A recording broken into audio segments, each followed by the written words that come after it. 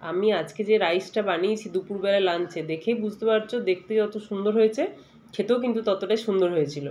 এটা কি বলো তো, আমি এটা মুড়ি ঘন্ট বানিয়েছি, গোবিন্দভোগ চাল আর মাছের মাথা দিয়ে এটা আমি বানিয়েছি। আর আমি সাথে কোনো তরকারি লাগেনি, এটা আমরা রায়তা আর স্যালাড দিয়ে খেয়েছিলাম। সত্যি দেখতে যত ভালো হয়েছিল খেতে কিন্তু ততটাই ভালো হয়েছিল। আমি কিভাবে কি পদ্ধতিতে বানিয়েছি ওটাই চলো তোমাদের দেখাবো। আর একদিন এইভাবে নিজেরাও বাড়িতে বানিয়েও খেতে কিন্তু দুর্দান্ত হবে। চলো কীভাবে বানায় তার জন্য দেখো, আমি ডুমো ডুমো করে কিছু আলু কেটে নিয়েছি, টমেটো কেটে নিয়েছি, পেঁয়াজ কেটেছি, আর রসুন কিছু থেতো করে নিয়েছি, আর যে যেরকম লঙ্কা খাবেন কাঁচা পাকা লঙ্কা নিয়েছি। এবার কড়াইয়ের মধ্যে আমি দুটো কাতলা মাছের মাথা ভালো করে ভেজে নিয়েছি, একদম মুচমুচো করে ভেজে এবার মাথাটাকে আমি তেল থেকে তুলে নেব। দেখো কি সুন্দর ভাজা হয়ে গেছে, মানে এত সুন্দর করে ভাজতে হবে যাতে মাছের কিন্তু একটু যেন গন্ধ না থাকে, একদম ঝুরঝুরি করে মাছের মাথাগুলো ভেজে নিয়েছিলাম। আর ওই তেলের মধ্যে আমি গোটা গরম মশলা আর শুকনো লঙ্কা ফোড়ন দিয়েছিলাম, আর দিয়েছিলাম গোটা জিরে দিয়ে যখন ওটা একটু ভাজা ভাজা হয়ে আসবে তখন আমি রসুনটা দেব।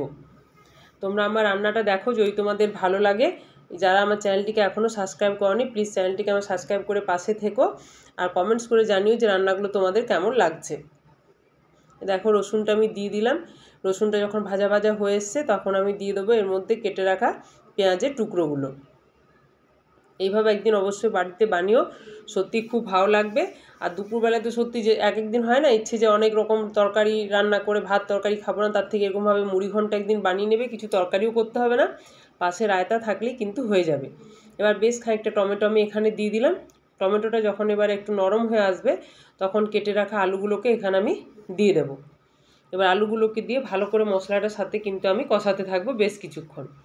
যখন আলুটা বেশ লাল লাল করে ভাজা হয়ে যাবে আর মশলার থেকে তেল ছেড়ে আসবে ততক্ষণ পর্যন্ত এটাকে আমি কষাতে থাকবো। একটু নুন দিয়ে দিলাম যাতে সমস্ত জিনিসগুলো ভালো করে গলে যায়।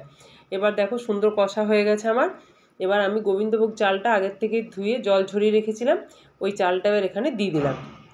দিয়ে ভালো করে সুন্দর করে ওই আলু মশলার সাথে চালটাকে ভালো করে ভাজা ভাজা করব।